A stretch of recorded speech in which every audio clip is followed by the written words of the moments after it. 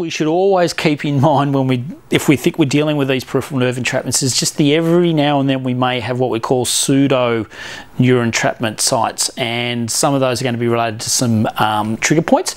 Now those trigger points, the two that I look to the most will be obviously the teres, okay, both minor and major. So you know, in this position here, if you pick up and just basically pincer grip, you'll see here you'll get a fairly strong feedback.